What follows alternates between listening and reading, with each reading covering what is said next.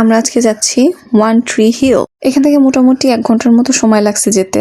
আমাদের আজকের যাত্রা তেফাতু স্টারডমে। একটা পার্কের ভেতর দিয়ে যেতে হয় যেহেতু এখন রাত, সো চারপাশে একদম অন্ধকার। আমরা মোবাইলের টর্চ জ্বালায় জ্বালায় সামনের দিকে এগোচ্ছি, আর ঠান্ডাও পড়ছে অনেক। এখন টেম্পারেচার 7-8 ডিগ্রি। তেফাতু স্টারডম হচ্ছে একটা মহাকাশ গবেষণা কেন্দ্র বা প্ল্যানেটোরিয়াম। এটাকে আমি আমার ঢাকা নব থিয়েটারের সাথে তুলনা করতে পারি। জায়গাটা বেশ ইন্টারেস্টিং। বাম পাশে আছে খাবারের জায়গা, আর ডান পাশে বা ভেতরে যতদূর যাওয়া যায় মহাকাশ বা অ্যাস্ট্রোনমির বিভিন্ন জিনিস ছড়িয়ে ছিটে আছে। এই যে সামনের দেয়ালটা, এই দেয়ালটার নিচে কিছু কাগজ দেওয়া আছে। কারো যদি কোনো কোয়েশ্চেন থাকে তাহলে এখানে লিখতে পারে, আর কেউ যদি অ্যান্সার জানে সে সেটার অ্যান্সার এখানে দিয়ে দেয়। এখানে একটা চার্টে সুন্দরভাবে বোঝানো হয়েছে আমাদের অবস্থান আসলে কোথায়। ফার্স্টে আমাদের সোলার সিস্টেম, তারপর মিল্কি ওয়ে গ্যালাক্সি, এরপর Virgo, super cluster and observable universe. এগুলো দেখে আমার মনে পড়ে গেল আমার স্কুলে সায়েন্স ক্লাবে আমার স্টুডেন্টদের নিয়ে করা সোলার মডেলের কথা। সেই সোলার মডেল এত বড় ছিল না, কিন্তু ওরা যথেষ্ট চেষ্টা করছে। এই একটা দেয়াল ভরা দেখলাম অনেক গিনতি গিনতি পিচি পিচি লেখা। কাছে গিয়ে দেখলাম সবাই এখানে বিভিন্ন উইশ লিখে রাখছে। আমি একটা উইশ লিখে টানাই দিলাম, এবার জীবনে একটা উইশ লিখতেছে। এরপর বাবা আর মেয়ে দুজন মিলে ঝিলে দেয়ালে উইশ টানানোর চেষ্টা করতেছিল। ফার্স্ট টাইম পড়ে গেল, এরপর ঠিক মতো এটা জোড়া লাগলো ঠিক আমার উইশের পাশেই। অন্য জায়গায় লাগাইতে গেছিল তো এজন্য লাগে নাই। পাশাপাশি আমাদের দুজনের উইশ, মে আল্লাহ ফুলফিল আওয়ার উইশেস। মানুষের যে বিভিন্ন উইশ এগুলো পড়তেও অনেক ভালো লাগে। ওয়ামি এই জায়গাটা গিয়ে ধাপাস করে শুয়ে পড়লো। এই জায়গাটা এমন ভাবে তৈরি করা হয়েছে মনে হইতেছে যেন এই জায়গাটা একটা স্পেসশিপ ক্যাপসুল। মানে এখানে শুয়ে শুয়ে একদম স্পেসশিপের আসল ফিলটা নেওয়া যায়। যে জানালা দিয়ে একদম পৃথিবী দেখা যাচ্ছে, ওই যে পাশে দুই পাশের জানালা, উপরে জানালা দিয়ে পৃথিবী দেখা যাইতেছে, মানে একদম রিয়েল ফিল হচ্ছে। এই দেয়ালটা হচ্ছে টাইমলাইন অফ অ্যাস্ট্রোনমি। এখানে 1610 সাল থেকে শুরু করে বিভিন্ন সময়ের বিভিন্ন তথ্য, আবিষ্কার এবং ঘটনা বিজ্ঞানীদের ছবি সহ খুব সুন্দরভাবে উপস্থাপন করা হয়েছে। সত্যের বিশাল এক মহাসাগর আমার সামনে অজানাই রয়ে গেল। আইজ্যাক নিউটনের এই কথাটি আমাদের শেখায় জ্ঞানের কোনো শেষ নেই। মহাকাশের এই বিশালতার মাঝে দাঁড়ালে সত্যি নিজেকে কোয়েশ্চেন করতে ইচ্ছা করে যে আমরা কতটুকুই বা জানি। আর আমাদের জ্ঞান অর্জন করা উচিত, আমাদের জানা উচিত।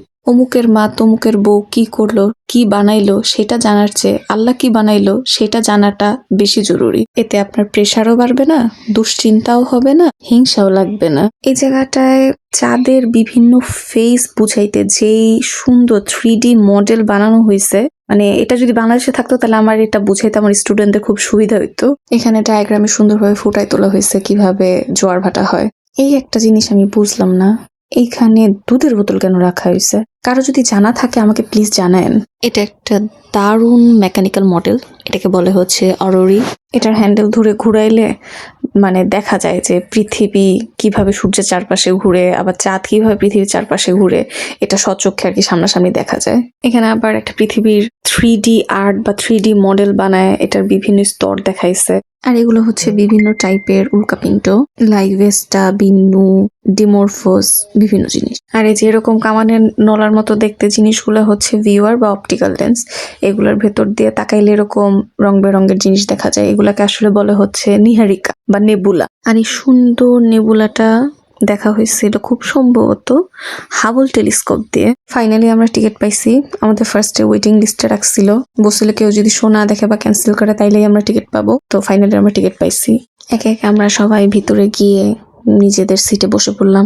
মাথার উপরে গম্বুজের মতো একটা স্ক্রিন, বুঝলাম যে এখানেই শো দেখানো হবে। আমি তো আগেও ব্যাখ্যা করছিলাম মাতারিকে আসলে কি জিনিস, এটা তো একগুচ্ছ তারা, সো এখানে সেটাই দেখানো হবে।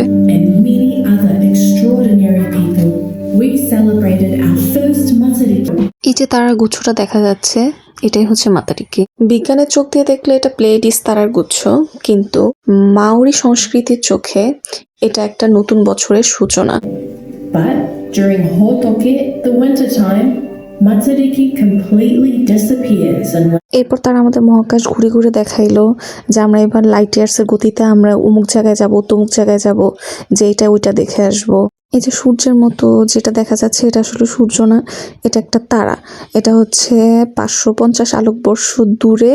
এটার নাম হচ্ছে রেহুয়া। Which Rehua, also known as Antares, a red supergiant star that's over 10,000 times bigger than our sun. So big that even though it doesn't burn very brightly, it's still one of the brightest stars in the night sky because of its enormous size. আর এই সেই মাতারিকি যেটা আসলে দূর থেকে আমরা দেখতে পাই আকাশে, এটার খুব কাছের চিত্র। Compared to the tightly knit cluster of stars that hangs in our evening sky. From here we can see a lot. So এভাবে শেষ হলো আজকের আমাদের মাতারিকি সেলিব্রেশন, অ্যান্ড আমরা এটা রিয়েলি অনেক এনজয় করছি।